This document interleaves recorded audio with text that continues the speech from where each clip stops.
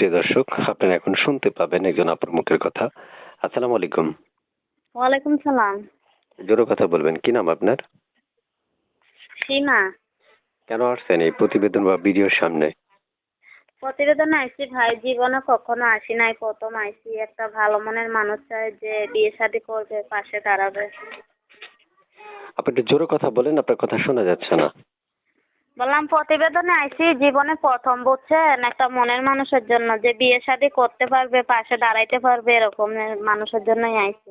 আচ্ছা, সুপ্রিয় দর্শক, আমি শুনতে পারি না বলে ২ বার উচ্চারণ করিয়ে নিলাম। অর্থাৎ এটা আপনাদের জন্যই। আপনারা অবশ্যই আমার চ্যানেলটা সাবস্ক্রাইব করবেন। আর আপু যদি ফোন রিসিভ না করে আমাকে কমেন্ট বক্সে জানাবেন। আপু, আপনি ফোন রিসিভ করবেন?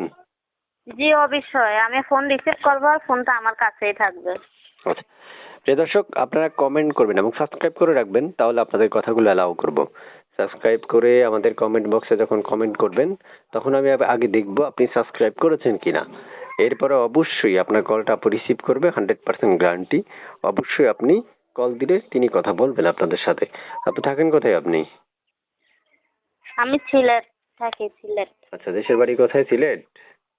দেশের বাড়ি হচ্ছে কুমিল্লা, বর্তমানে সিলেট আছি। আচ্ছা, আগে বিয়ে হয়েছে?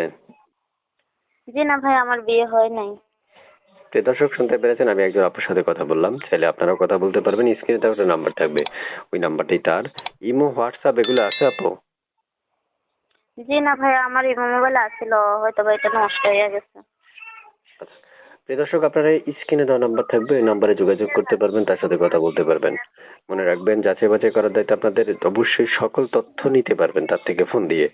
আর আমার সকল তথ্য, আমার মনে হয় যে আপনারা, আমি তথ্য না নেওয়ার চাইতে আপনারা স্ক্রিনে দেওয়া নাম্বারে ফোন দিলেই সবচেয়ে বেটার। তাহলে বিস্তারিত সকল তথ্য জানতে পারবেন, চিনতেও পারবেন। আরো নিজের মন মতো তথ্য যদি জানার ইচ্ছে হয় সেটাও জিজ্ঞেস করে নিতে পারবেন।